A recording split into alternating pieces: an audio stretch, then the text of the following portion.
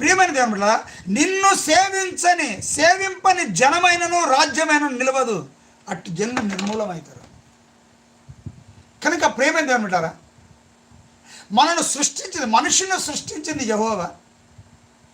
మరి యెహోవాను సేవించకుండా, యెహోవాని ఆరాధించకుండా, యెహోవాని ఘనపరచకుండా, ఆయనే దేవుడు అని మనం విశ్వసించకుండా, ఆయన చెప్పిన మాట ప్రకారంగా జీవించకుండా, ఆయన మనల్ని ఏలకుండా ఉంటే మనం ఎట్లా నిలిచి ఉంటాము?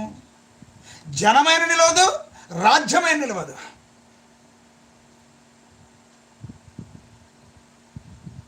అట్టి జనములు నిర్మూలన చేయబడతారు. ఒక దినం వస్తుంది, ఆయన్ని సేవింపని జనము, రాజ్యము అన్నీ కూడా పతనం అయిపోయే రోజు వస్తుంది, నాశనం అయిపోయే రోజు వస్తుంది.